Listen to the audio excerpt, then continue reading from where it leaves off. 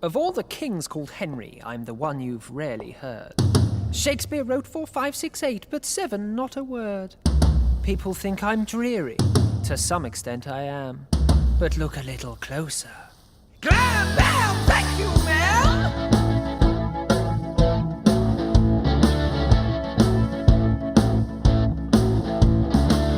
I didn't agree with King Richard III, so I fought him at Bosworth Field and won victory. How cool does this sound? I'm the king who found Rich's crown in a hedge on the winning battleground. The only way to end war and avert further disaster, there's got to be a way to unite York and Lancaster. I'm the original Tudor, founder of that dynasty, the man who closes the walls of the roses. Croeso and welcome to Tales for Wales, the pod that never fails to miss out on the big names of history and shine a light on the stars of the past, like we definitely did in like the last episode or two, I think, Franks, was it? When we were in Pembroke.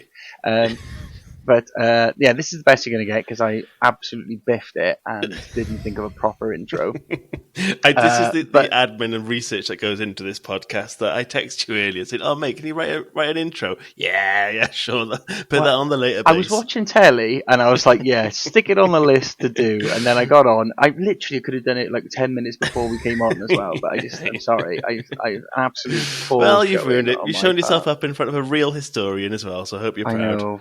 So shall I come in and save the day and introduce? Yeah, go on, swoop in. We've got Nathan, who's an actual historian, who's you might have seen. He's been on bits of telly. He's great on social media, and he does live talks up and down the country, Wales and England. And he's a Tudor fanatic. And Jack was alluding to the fact that we went down to Pembroke and we didn't make any conversation whatsoever. I said I think we mentioned Henry VII maybe once or twice, and then just talked about pork scratchings and stuff like that. But yes, Nathan, do you want to introduce yourself? Well, all right, lads. How are things going? Good, thank you, mate. Thank you for turning up on this ramshackle project that we have. Well, no, this is quite exciting. I mean, look. I've got a double personality thing going on, okay? And my friends always make fun of this. You have kind of the real me, which is basically some boozy, sweary lad from the valleys, and then you've got the historian me. So this podcast is like an opportunity to take the mask off, crack open some beers, and have some chats with the lads. Well, that's a good point. What are we all drinking? Let the mask slip. Yeah, we'll get you cancelled. We can get you cancelled from your career. I try really hard not to be cancelled on a day-to-day basis. So if I can get through this unscathed, then happy days. Sorry, anything you want cut out, mate, you just give us a message, all right? Yeah. We'll save you in the post. That's what we do to ourselves pretty much week on week, so it's all good. But the important topic, what are we drinking? Well, this is going to make me sound like a right knobhead who's kind of moved away from home and now lives in London. But I'm drinking, it's a 12% chocolate stout called Chocolate River. And I'm going to do the, I hope this is going to come through because I love it when I listen to your podcast.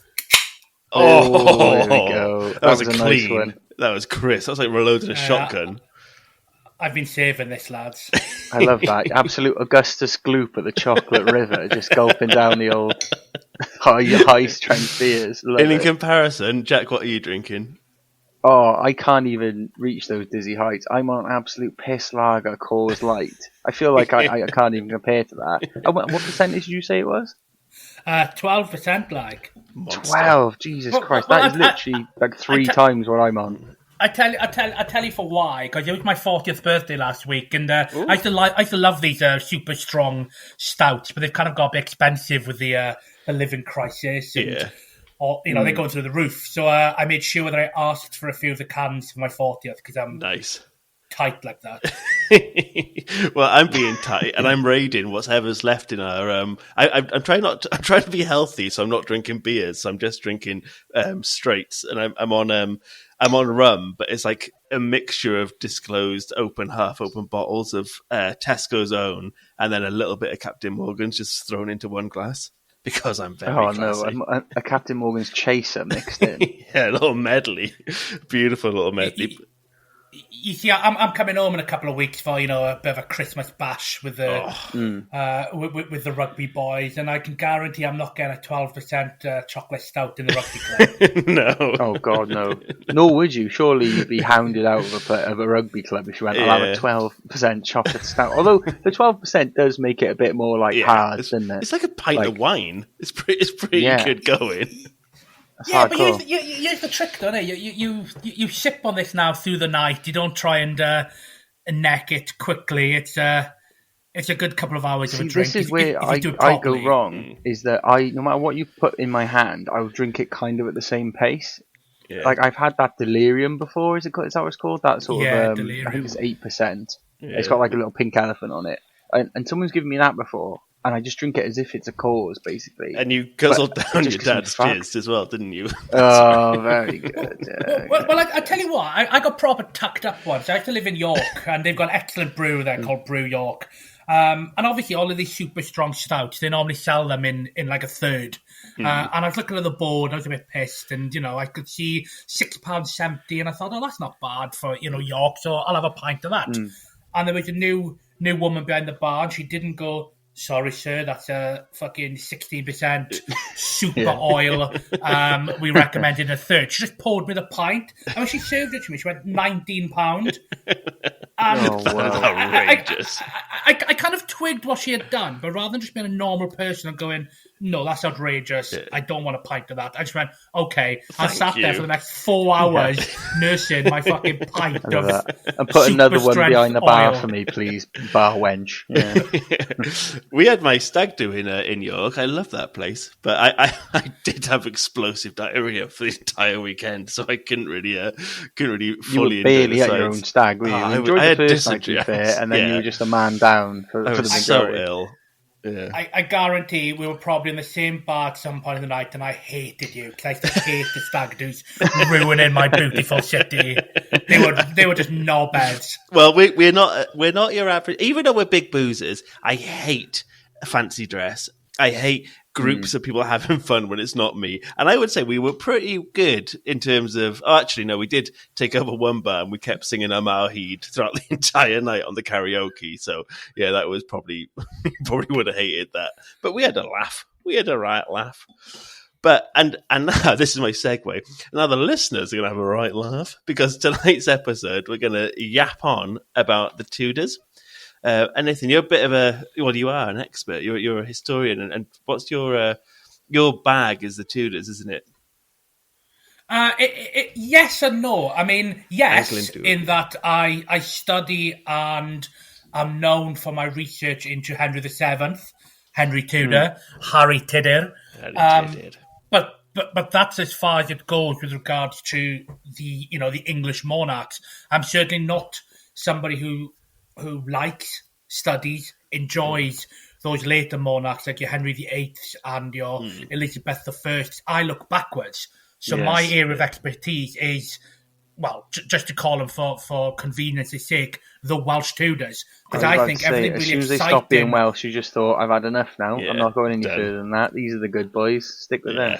I mean, what can I say? I'm still a lad from Carmarthenshire. Do you know what I mean? It's still all about Wales at the end of the day. And you've recently written a book, haven't you? I say recently. The son of... Oh, God, just my... Can you all hear me still? Yeah, you're fine. Yeah. Oh, shit, I just closed the window and everything had gone. It's back now. I had an absolute boomer moment then where everyone disappeared and I fucking shit myself. But you've written a book, Son of Prophecy, about Henry VII, haven't you? So this man has credentials. So... This is it always scares me when we have like a proper historian on because it really makes me and Frank go like, oh God, are we going to make ourselves sound thick now? No. Yeah. Well, look, I fall in a really weird place because I didn't study history at school. My school, Amman Valley, they had a choice for us when we were going into GCSE. You had to pick either geography or history. And I was kind of a bit of a geography whiz kid. I loved maps, loved capitals. So they kind of made my choice for me. And then we got to GCSE, and all we studied was fucking clouds, and I hated it. So I went to university, and I did journalism, so I didn't even do history at GCSE, A level, or degree level. So I'm very much a kind of trained historian in my 20s. History life found you, mate. Well, I mean, pretty much. I just ended up on the dole in my mid-20s, and when I started visiting some castles, and just got really, really into it, and not looked back. So, yes, I suppose I am an historian, but you guys are historians as well, because all an historian ultimately is somebody doing work and engaging the public in history. That's essentially what it is. We're all historians, boys. Well, I love it. I'll take that. Yeah, I mean, from a real historian, they called me an historian, so I will absolutely. We were take saying that. this when we were down there. It's hard when you're Welsh not to be like enamored with it, because it's just. I'm sure every country has this, but when you live in places that have castles within the towns and they're just kind of ubiquitous and they melt into the background, it's hard not to get like enthralled by it. And I think that's why we got such a really passionate followers and people who seem to we have Americans get in touch all the time saying how much they listen to the pod and how much they enjoy the pod. And I think in America it must be quite different, because we have 2,000 years of history on our doorstep, and it's all kind of, we can create the narrative, you can follow the narrative. And I think Wales is quite lucky like that. We have stories going back 2,000 years which you can follow to today, and you can still visit the places today. And I think that's pretty rare, and it kind of inspires a lot of people to get so behind history. Was there anything specific that got you so passionate about the Tudors specifically as a dynastic family? Well, ultimately, my story with the Tudors, it begins with just standard Welsh history, really getting into the story of Owain Glyndwr, the Welsh princes, very much our national history. And then I did some light reading on Henry VIII, and very quickly I got quite bored with the idea of this big knobhead of a king who's quite petty, he's a spoilt brat, and it's all about his wives, it's all about court intrigue. Again, it's kind of everything you hate about the monarchy, isn't it? Yes. It sums it all up. I mean, I'm a modern day Republican, which people don't seem to be able to put together. Do you know what I mean? I'm from Carmarthenshire. Our politics in that kind of neck of the world are kind of very well known when it comes to things like the monarchy and Welsh independence and so on. But I started reading these books about Henry VIII, and very quickly, every book seemed to gloss over the start of his dynasty, and it very much was his dad was this Welsh self-made guy who won the crown in battle by killing the evil king. The end. Next. And I was like, hang on, who is this guy from my neck of the woods? So very much it's two interests colliding and very much trying to reach in and pull out that Welshness of the Tudors that over the centuries has been completely misunderstood, completely disregarded and dismissed, both within Wales and in England. And it's kind of, I guess, my job in a way to try and return Henry VII, Henry Tudor, back into the context of his time, which is a very, very Welsh upbringing, outlook to him. Don't you think it's such a Welsh story to have the man who ended the Plantagenet dynasty to be a Welsh person, and then him to get barely such little recognition for his Welshness? His Welshness doesn't become a thing of it, and his son is the bigger one, despite what Henry VII did. I just think it's such a classic Welsh story of being not great at making a noise about ourselves. Yeah, well, I'll give you what the problem is. The problem is modern day Welsh nationalism and English nationalism, in that during his day, Henry Tudor was very much recognised both in Wales, in England, even in Europe, very clearly as being a Welshman. And he very closely identified with the Welshness himself. The problem comes later on in the Victorian period when you have the Tudors, and particularly Henry VII, being raised up as this incredible constitutional monarch who is very good at administrative stuff, all the kind of boring things that the Victorians loved about him. And this was during an age of empire. And they did not want their hero king to be Welsh. Yeah. So the Welsh aspect was removed by the Victorian historians.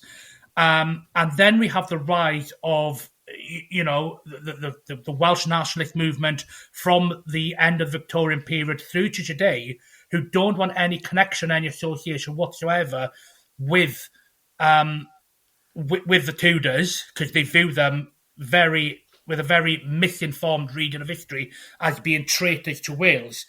And they just kind of fall into the middle, and it becomes very muddled and very, just as a subject, completely misunderstood.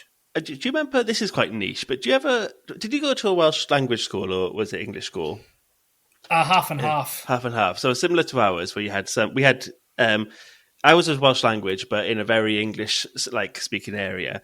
But we had a TV show that they put on in school called Tocyn Diwrnod, which is Tocyn Diwrnod. I remember that. It was like a history show. They showed us in history in up until year 9, and every week it was maybe it's 6 episodes. It felt like a BBC show but made in Welsh, and they'd get on a bus and they'd go back in time to a moment in history. So it might have been World War II, and they look at it from a Welsh perspective, or they look back at the Black Plague and that through a Welsh perspective. And they did one about Henry VII, and they have his story about how he's a proud Welshman. And then at the very last scene, all the Welsh people who he helped get him to the top, they're following him through a corridor, and he slams the door shut on them, and he's like, "Get out of here!" And that was the end of his show. And that was the way they filmed it. Yeah, and this was literally taught in school. This was literally a thing they taught in history. That kids' TV show was trying to hammer home to the kids in school watching. This is what happened, guys. This is symbolism, okay? Yeah. The thing is, right, for his son, that is definitely a case to be made that his son had no interest or no manner of warmth towards Wales any more than he would have done to any parts of England. But Henry VII, Henry Tudor, the evidence is so overwhelming, it's almost a mockery to try and build up any narrative aside from that. I mean, let's just look at what he does when he becomes king. First and foremost, he becomes king and he adopts as his principal emblem the very badge that would symbolise his dynasty forevermore. It's the red dragon. He identifies that as the emblem of his ancestors, King Cadwallader and the ancient Britons. And he chooses that to represent himself. He puts it on his coat of arms, and he puts it on his flag. He creates his own flag, a red dragon on the Tudor colours of green and white, to create a new dynastic, propagandic message that he is not just here to be the successor of the Normans and the Plantagenets. He is the successor of the Britons because he is one. That's the first thing he does. On the battlefield, once he's defeated Richard III, he issues his first proclamation as King of England. The line says, "Henry, by grace of God, King of England and of France, Prince of Wales and Lord of Ireland." No other King of England is calling themselves the Prince of Wales. Yeah. He has a son, and as soon as he has a son, he names it Arthur, a very clear Welsh name that he's again doing a message that the Welsh are here, the Welsh are back. You look at all the previous kings of England, they are what they name their heir. It's Edward, Henry, Richard, Edward, Henry. I think one guy calls him Eustace, but he dies, and then they're all Edward, Henry. He names it the boy Arthur.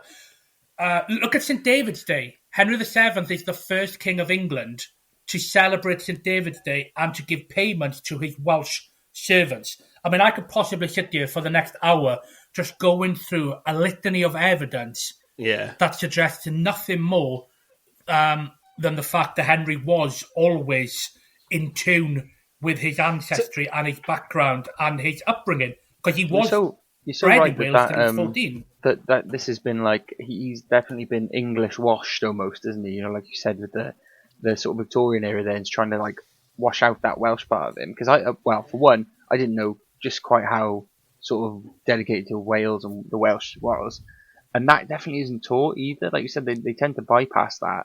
You say that they say, oh, by the way, it's almost like a tidbit. He was Henry born in VII Wales. was Welsh, and then you just move on to Henry VIII, and then the rest of them. Do you know something really interesting? Actually, the Tudors have this terrible reputation in Wales as bradwyr, as traitors, but amongst English-speaking Wales. If you consult Welsh language historians and the Welsh sources, the Tudors have always... When I say Tudors, I don't necessarily mean Henry VIII per se or Elizabeth. I'm talking about the family that bred Henry Original Tudor, Tudors, Henry Tudor backwards. They were one of the most deeply influential and respected families in Welsh history. And of course, they were very closely entwined with Owain Glyndwr. He was the cousin of the Tudors. If we study the revolt of Owain Glyndwr, his number one supporters, the people who the English crown initially fear more than Glyndwr, are the Tudors of Penmynydd. They were always there at the forefront of Welsh society, battling the English crown. In fact, with my book Son of Prophecy, what I suggest is that Henry Tudor is the final person in a long line of Welsh rebels that have hassled the English crown. It's just that, remarkably, he becomes the crown himself. Do you know his flag? Because also, that's really interesting, especially about the Owain Glyndwr stuff. Because I was just reading, I was reading two books about Glyndwr's revolt. 'Cause we're doing an episode on it soon, and it's none of the books really mention his kind of how important the Tudor aspect is to his rebellion. So that's the first time I've heard, like, in detail, like that's how important it was. So it's interesting that these are books written by people who are pro Welsh history, and even they kind of neglect it. Like in Terry Breverton's book I was reading, that doesn't seem to emphasize a huge amount of it. And also, it's like you were saying, the Victorians, white, English washed Henry Tudor, and then it seems as though maybe the opposite has happened in certain books as well, where you say if they're really pro Welsh, maybe they kind of downplay the involvement of Henry Tudor just because he's at that association with the English crown. Author bias is a remarkable thing in the modern day. We are all subject to our modern preconceptions, and so am I. There's an argument to be said, certainly when I speak in England, am I overplaying Henry Tudor's Welshness? If anything, that could be a possibility because of my own outlook in life. What I would say in regards of the Owain Glyndwr subject is, let's look at his revolt, for example. When Owain Glyndwr raises the flag of rebellion on the 16th of September 1400, there is very good grounds to believe, unlike what most people would have each day, he did not declare himself Prince of Wales at that point. He certainly did rise in revolt, and he went and burnt plenty of English townships in northeast of Wales, particularly Ruthin, because he hated Baron Grey, who was his, arsehole neighbour. Of the Grey, yeah. But at the same time, over in Anglesey, it was the Tudors who raised their own flag of rebellion. And when the English king came into Wales to deal with this problem, he marched straight past Glyndwr and he marched straight for the Tudors. Now, very quickly, the English king offered a pardon to all the Welsh if they put down their weapons, but only 3 people were completely exempt from this pardon, and that was Owain Glyndwr, and that was 2 of his first cousins, Rhys and Gwilym ap Tudur, the Tudor brothers of Penmynydd. Yeah. Now, during the winter of 1400, after the initial blaze of glory, everyone goes off and hibernates up in the mountains, and everything is quiet in the early part of 1401.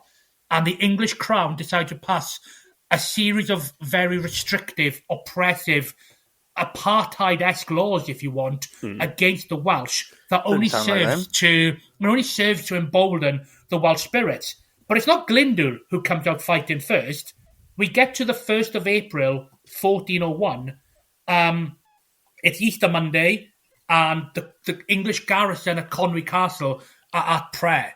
And what happens is, a Welsh chap goes up to the gatehouse at Conwy Castle and pretends to be a carpenter, saying he's come back to finish some work.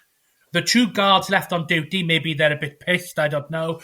They turn around, and this carpenter cuts their throat. He opens the gateway, and in flocks the Tudor brothers. And this becomes one of the greatest embarrassments of the English crown during the medieval period. How can a group of 40 Welshmen led by the Tudors have stolen the King of England's castle? And this becomes a major propaganda victory for the Welsh because it raises spirits to show just what can be accomplished in this war. And then shortly thereafter, Glyndŵr comes back out of the mountains and away we go. The Tudors are with him until the very end. You know, they are first cousins. They are closer than close. It is very much a Tudor revolt as much as it is an Owain Glyndŵr revolt. So Nathan, just for the go on, Frank. Go on. I was just going to say, so you know, in like more like Dineddar, where you have Tudur, are they? Is that like a variation of the name Tudur? Do you know if that's in a relation to? Yes, it is. They both draw their root from Theodore and from Theodoric and some ancient Greek name. With regards to our Tudors that we're talking about, their name is definitely derived from Tudur, the North Welsh variant. Many people online seem to think it's the South Welsh Tudur. Yeah. Now, that's not the case, simply because in the family lineage of Henry Tudor, he has Tudors. I'm going to give you an interesting. Well, I think it's interesting. Maybe no one else will. But I'll tell you where we get the name Tudor in the English version. So after the Owain Glyndŵr revolt is suppressed, all of the Welsh families that supported this are completely destroyed and wiped out. And one of those are this family who, again, we're calling for convenience the Tudors of Anglesey. They are wiped out. And this is principally 5 brothers in one generation. Ednyfed, Gwilym, Gronwy, Rhys, and Meredydd ap Tudur. 5 brothers who are the sons of someone called Tudur. Now, his grandson moves to England because he becomes what we would call an economic migrant. There's nothing left for young Welshmen back home, so most young Welshmen leave Wales in around 1414, 1415, and in fact they join the English army and go over to France to fight. One chap moves to England, and I've checked the records and I found many references to him in the records, and originally he's regarded in English records as Owain ap Meredydd or Owain Fitz Meredith. And that's correct, because this guy is Owen and his father's called Meredith. For listeners who aren't aware, ap means son of. Owain, son of Meredith. But after a while, it seems that his full name is confused in the English clerks, because the Welsh would normally use 3 names. So his name was Owain ap Meredydd ap Tudur. And they look at these 3 names and they get very confused, the English clerks. So they decide they're going to give him an English-style surname. Now, what they do not do is they do not pick his father's name in the middle to be his surname. They pick the end name, the third name. So Owain ap Meredydd ap Tudur becomes contracted down to become Owain Tudur, and then it finally becomes Owen Tudor. And that's the name we remember him by. That was exactly what I was going to ask. Is it an Anglicization kind of thing on the way down, or is it a different family? But yeah, you just answered my question there. It's like it's a little bit of both, maybe. I mean, this is where I joke. I mean, in theory, if we were ever to give a name to this family, they should have given him Meredith, and we should have the House of Meredith. Yeah, that'd be funny. Yeah, Henry Meredith. Yeah. So I'll give you another interesting thing, because this is a Welsh podcast and I can speak all day long about Welsh. Go ahead. Yeah. It is true. Many people say that Henry Tudor was ashamed of his Welshness and therefore didn't use the name Tudor. That's kind of true, but it's not for the reasons people are saying. Henry Tudor did not call himself Henry Tudor because he was a nobleman. He would call himself by his title. So he regarded himself as Henry of Richmond. That's no different to anyone else of the day. But Richard III, when Richard III was trying to embarrass Henry Tudor before they clashed for the English crown, Richard III wrote some proclamations, and he called him Henry Tudor, and he writes it Tidder. and many supporters of Richard III today, of which there are many out there on the internet, they like to call him Tudor as if they're mocking him, because they think that Richard III was mocking Henry Tudor by not calling him Tudor but calling him Tudor. That's like If you fucking see where I'm lamest, going- like, Facebook comments, isn't it? Like some absolute nerds online. Absolutely, but if you see where I'm going with this, the actual pronunciation of Tudor and what Richard was saying, Tudor, if anything, Richard's actually trying to say the name correctly, as it I would was have about to been say, he's actually during trying the to give it 15th a good century. go, isn't he? Of like, let's try and emulate the Welsh kind of version of it. Yeah. Yeah, so big up Richard. He, So he why- does more than a modern weatherman. Why do people defend or prefer? Why is there a camp who like Richard III over Henry? Oh God, how long have you got? I was going to say this can of worms. I'll boil it down. Whilst there is perhaps some justification that Richard III has been created a monster by propaganda or by a blackening of his name over history, the likelihood is he probably was a wrong un who probably did murder his nephews. I'm using probably there because it's not a fact.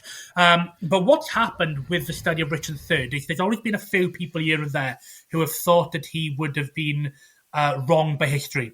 But in the 1950s, a very influential and famous and actually very good novel was written, a detective novel about a modern for the 1950s detective who decided he would try and investigate the historical crimes of Richard III, and he portrays him as being this wronged victim. And this has had a huge influence that has helped sustain this entire support network over the last 60, 70 years. What I will say about the Richard III movement is I've met many Richard III supporters in my life. Most, in fact, have been very polite. Even if they have strong views, and then I meet others who slander me every day on Facebook. One woman even spat at me at an event. I mean, it does draw. Can I just an say, increase. That's a very Richard III kind of fan, if you know what I mean. That's what I reckon. Yeah, classic of that you wouldn't get a camp, Henry boys. VII fan doing that, would you? Bit more dignity this side of the argument, I'll have you know. Well, let's be honest, there are no Henry VII fans, are there? There's me and my cat. Hey, we're mate, today you got another couple there. You got another two lads. We've got you back. Actually, I say that my talks and my books and my Facebook is going through such a revolution at the moment in that because he's on the A-level syllabus, A-level students love Henry VII. Yeah. Like my talks, I'm getting so much A-level students, so much engagement now Quebec with the youngsters. done you an absolute solid, mate. Sorting you out on the syllabus. I've got the next 40 years now. I'm cultivating this fan base. That going to help me. Get him young. Really. Get him in young. Yeah. Well, So when you do these talks, so for people who don't know, that's how I see you on socials all the time, and you're going around different parts of the country and giving talks to people specifically on this topic. But what do you kind of cover, and what's the premise of these talks? Do people come and debate? Do they say, "Oh, actually, no, he's a dickhead," or is it? I've got, I love this. I've got this angle, and now hear me preach. Yes, it does happen. People do sometimes robustly question my views, but at the events of the talks, it's always quite nice and polite. Nice.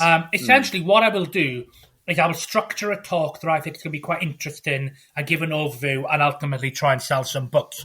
And I tell you what I found very interesting about this Son of Prophecy book tour, because it's a Welsh history book. It's I'd say it's 70% Welsh history and 30% French based, because that is the story of Henry Tudor up to the point he becomes king. But it very much is Welsh history. It's about Owain Glyndwr. It's about the Welsh princes. It's about the Welsh conquest. Henry Tudor doesn't turn up until the final third, so it is Welsh history. And I've been giving this talk all through England, and this kind of idea we have of the English. They hate Welsh history. They make fun of us. They dismiss us. We've all got that chip on our shoulder, and sometimes maybe not unwarranted at times.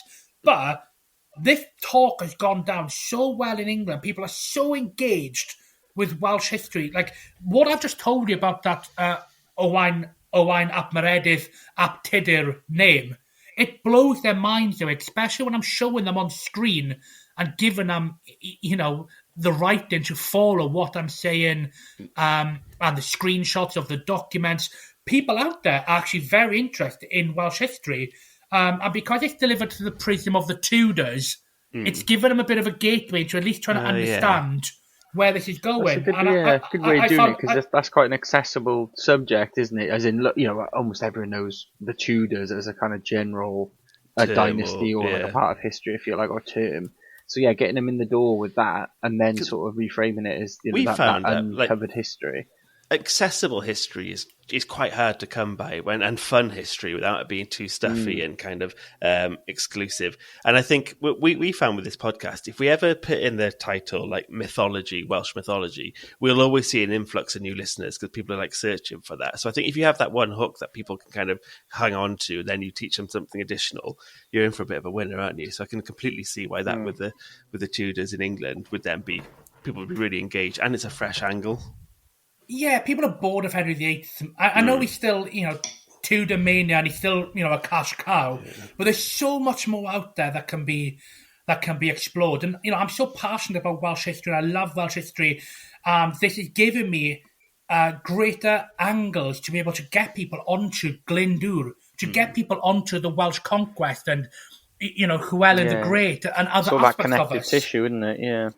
I mean, look, I opened my book, right, with a chap called Ednafed Vychan, and I love this geezer because essentially when Henry VII becomes king, he says that before he became king, there were too many, quote, slanderous assertions about the quality of his background, and he wanted to have this investigated so he could let people know where he was descended from, because... people today, they bang on online that Henry Tudor was only a quarter Welsh and half English, which I always find quite comfortable because we're starting to get down ethno-nationalism, in my opinion. Certainly back in the medieval period, it just mattered where your father's line was from. Yeah. That's what everything was based on. And his father's line went all the way back, so he would claim, to Cadwallader in the 7th century. Now... Henry VII does have his family tree produced, and it's an excellent investigation that I was able to use then to build up my story. But the earliest chap of note, before it starts to get perhaps a bit more fanciful, is Ednafed Vychan. And he was born in 1170, and he became basically what we would call a prime minister to the princes of Gwynedd. He was at Llywelyn the Great's side throughout his reign. He was there at Magna Carta representing the Welsh side because there was Welsh influx in there. He was very skilled diplomat, and this is what I like about him. There was an instance where he decided to go over to Chester to do some fighting with some men who belonged to King John. And when he came back, he apparently had 3 English heads, and he presented them to his prince. And his prince went, well, I mean, I don't know if he said this exactly, but he basically went, that's excellent. Ednafed. I love that. I fucking love that. I love that's fucking fantastic. That's fantastic. That's fantastic, boy. I'm going to give you a new coat of arms, and you can have 3 heads on the coat of arms. And you can still see this coat of arms if you go to St David's Cathedral and look at the tomb of Edmund Tudor, because it's around on the tomb. And for this guy, Ednafed Vychan, he got the nickname of the Terror of England. That's what he's regarded by in one of the English chronicles. I think that's such a cool story. And his spirit carries on down the generations. There are so many members of this family who are just causing havoc for the English crown before the conquest, and most certainly after it. Let's go forward to Valentine's Day, 1344, I think, I have to remember. 1344, 1345. An English royal tax collector comes into North Wales. He reaches Bangor, and he's suddenly ambushed and killed. And he's killed by 2 brothers, Tudur ap Gronwy and Hywel ap Gronwy. And they're two brothers, and they decide just to kill him because they're sick and tired of English oppression and English corruption in North Wales. This is a generation before Glyndŵr. The seeds are starting to be sown of unrest in Wales.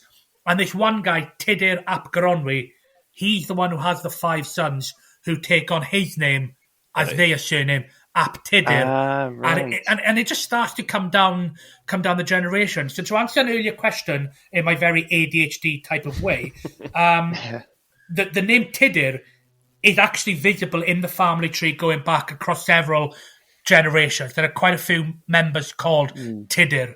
In South Wales, Tudor is around, and this is what I actually find interesting. I'm all over the shop now. Let's go back to Ednuffed Vychan. He built up such a legacy and such an influence in North Wales, in the Kingdom of Gwynedd, that he was given a wife, and this wife was the daughter of the King of Deheubarth, the Lord Rhys. This is Gwenllian ferch Rhys, and through Ednuffed, the North Welshman, just a civic servant, for lack of a better term, marrying this South Welsh princess. It is through this South Welsh princess that the later Tudors get all of this claim to all the ancient Welsh kings like Hywel Dda, Rhodri Mawr and Cadwaladr. Yeah. And of course, another prince is Rhys ap Tudor. So the names all kind of come back into the same family tree, one way or the other. Do you have a favourite? I always find it interesting with like how the English, like you said, they couldn't kind of comprehend the 3 levels of ein ap Meredydd ap Tudur and stuff like that. Because you think of like the Tudors, because everyone was a Tudor, but no, at some point they would have been called something different because with the Welsh naming sort of convention. Yeah, it changes, doesn't it? You wouldn't keep Tudor every your son wouldn't be called ap Tudor unless your first name's Tudor. So it's like that weird juxtaposition with how the naming conventions work across the border. I mean, they're obviously having to grapple with it now in modern Britain with Rhyn ap Iorwerth. Yeah. They which don't know they whether seem to really struggle with. Yeah, Mr. ap Iorwerth, Mr. Iorwerth, Mr. I saw Rhyn. him today. Oh, Rhinap. I've heard him called Rhinap on television at some point as well. This is Rhinap from Wales. I walked past him on my lunch break today down the bay, and he had a suit, like a really nice suit, and I looked like an absolute Cardotin. I looked so rough, and I had 2 big things of Pepsi Max ready for tonight, and I was like, "Oh, bloody hell, Rin!" And he was like, You got my support, Rin. You got my support, mate. I love you, man. I love you. So I was like drunk walking past him. No, he's lovely. But yeah, that's just a quick aside for him. Can I ask? Yeah. I was just gonna say, do you have like me and Jack love? We do like the old kingdoms and princedoms, and we got both soft spot for like Deheubarth. Do you have a favourite out of all the ones out of all the old kingdoms of Wales? Look, I grew up a couple of miles away from Dynevor Castle. Yeah, great castle. I am Deheubarth till I die. My friend. Yeah. Beautiful. I'll tell you what, like Welsh rugby. Let's not get too down that rabbit hole, but this whole confusion over trying to split up the regions. My answer would be no one gives a shit about these fake regions you're trying to create or whatever you're going to create. Just go back and call them some of the old kingdoms. That'd be so I would love to support Deheubarth. Such a good idea. Yeah, I would love that. This Saturday is Gwynedd versus Deheubarth. Oh my god, I'd be there.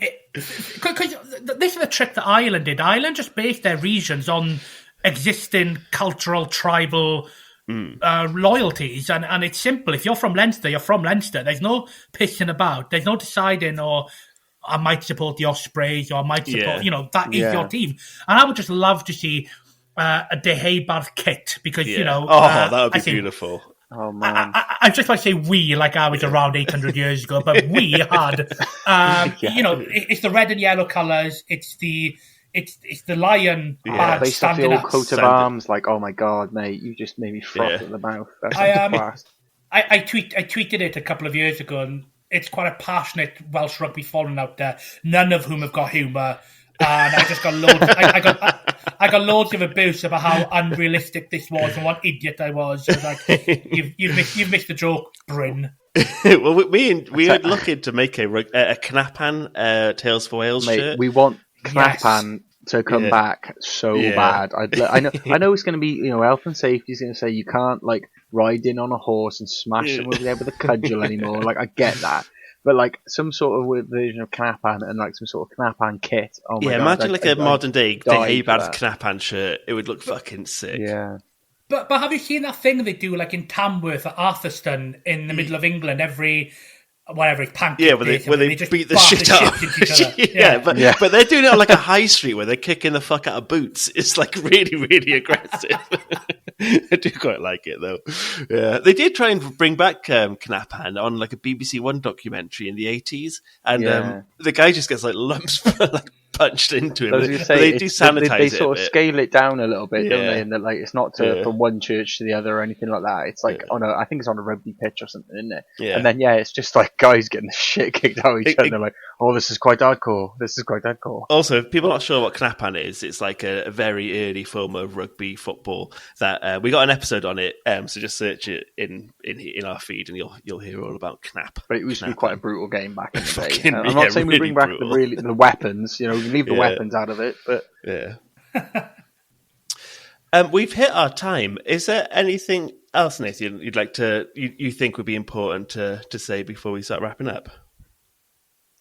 Yes. What I would say is when it comes to the Tudors and Wales, it's very important not to try and view things through your preconceived modern ideas of what it means to be a Welshman, what it means to be a Welsh nationalist, what it means to be thinking of what is good for Wales. Because the two things aren't really reconcilable. What we think is the path forward for Wales today is not what they would have thought back then.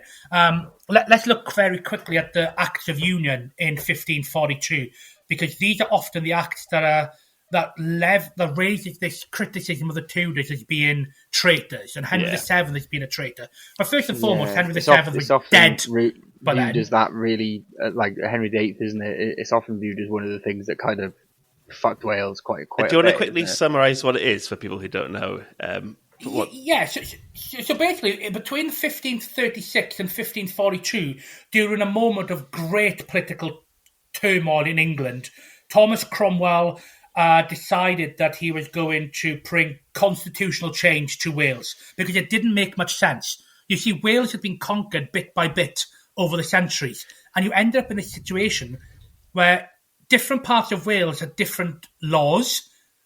Nobody in Wales had any constitutional or parliamentary representation. Obviously this is all a consequence of the English conquering us, but nonetheless, by the time you get to the 1530s, there is this problem of what to do about Wales. So what the Tudor government decides to do is to actually create Wales in the country that we see it today, because it didn't exist before these acts. It was different parts of under different names, under different laws, under different constitutional scenarios. And they decided to create modern Wales. And much is made about it then being annexed into England. It already was annexed. It had been conquered either by the Norman barons across the 11th and 12th centuries, or in 1282, the Principality was already conquered. So that's a bit of a misargument. What it does for the average Welshman is it gives them parliamentary privileges and freedoms for the first time on par with the English. So the situation for Welshmen before these acts was much worse than it was after the acts. That's why these were viewed very favourably in Wales. So first and foremost, the Acts of Supremacy did not give the Welsh the Acts of Supremacy. The Act of Union did not give any supremacy to the Welsh over the English. It just gave them equality, which had been lacking ever since the days of Owain Glyndwr, whose rebellion had made life worse for the Welsh because of how heavily we were punished by the English crown. So I think that's the first thing that needs to be stressed. The Acts of Union were incredibly popular for the Welshmen of that day. Secondly, with the Welsh language, I see this every single day online. There are some very powerful Welsh voices out there who always hammer home the point that the Tudors destroyed the Welsh language. How can this be when Wales remained a monoglot-speaking Welsh country up to 1901? We have the census records. How can the Tudors have killed and destroyed the Welsh language when, first of all, it is the Tudors, or more specifically Elizabeth I, who provided the Welsh with the Elizabethan Bible, which codified and saved the Welsh language, whereas other languages fell by the wayside? And how can Wales remain a mostly Welsh-speaking country up until the Industrial Revolution? It wasn't the Tudors that killed the Welsh language. It wasn't the Tudors that inflicted great damage to Wales's constitutional situation. It was the bloody Victorians. Yeah, we cover a few of those episodes with like the blue books and the industrial side of it, attacking it. And you're right. And I think sometimes we like to look back and think, oh, the Acts of the Union are these things that's like, that feels like a full stop of the end of Welsh independence. But like you said, that wasn't the case at all. And for ordinary Welsh people, life was a lot worse for them in terms of like legal rights and some of the punitive measures put on them after Glyndwr's rebellion. So I think it's a really valid point, and it's surprising that people would disagree with that.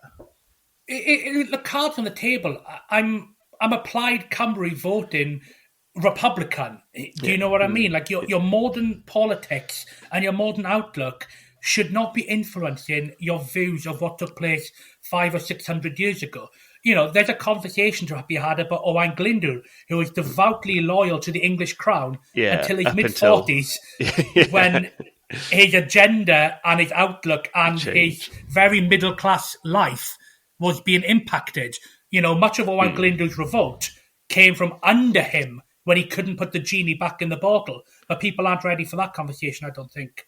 And he's one of my heroes. Yeah, no, 100%. I think my friend in school used to say that. Isn't there? Yeah. My friend in school used to say he used to get annoyed with how much people revered him because it was like a land dispute, but that got out of hand. But I think you're right. I think the idea of him is what's become important for a lot of things, but then that's difficult when you talk about historical figures. He'll just turn into some like Arthurian legend in another 100 or 500 years. Where can people find you? So you're on Facebook and Insta. Do you know what your handles are? If not, I've got them. Yeah, my handles are just my name, Nathen Amin.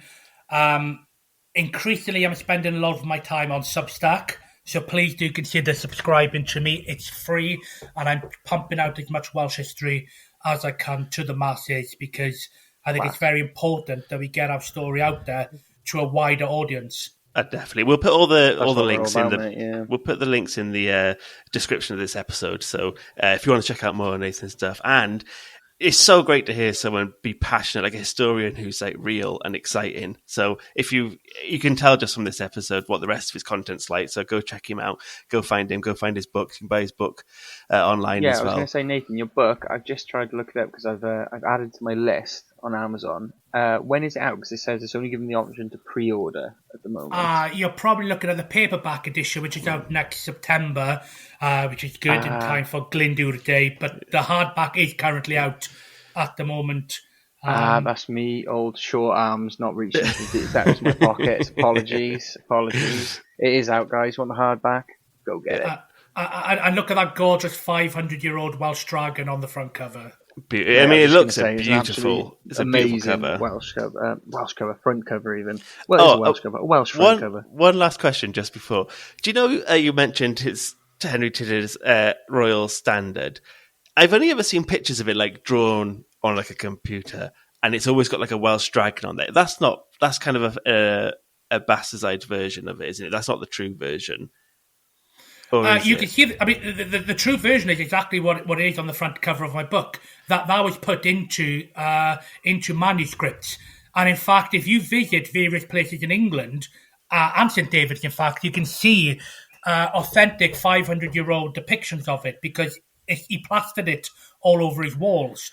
So next time you're in St David's Cathedral and you go beyond the altar into a small chapel, look up to the fan-vaulted ceiling, and you'll see that royal coat of arms, which is the England-French coat of arms, being held up by two supporters One is the greyhound of the earldom of Richmond, his father's title, and the other is the Welsh dragon. So that is exactly what it would have looked like back so then. cool. There is a guy called Reen who is often on Facebook. He's I don't know how to say this word, a vexillologist or somebody who studies flags. Yeah. And he's got a bee in his bonnet because he's seen many previous depictions of the red dragon that apparently used to have what can only be termed an erect penis on it, and he thinks that's been removed by the prudish Victorians. Bastards. Yeah. We can have Make Wales great again. Give him the boner back. Yeah. Sometimes I do come across old depictions of this dragon, and it does. I can only say it looks the like virility of Wales. It looks like a powerful, virile dragon. Beautiful. Yeah. Well, on that note, what a way to end it. Diolch, thank you so much, mate. What an absolute pleasure and a privilege it was to have you on.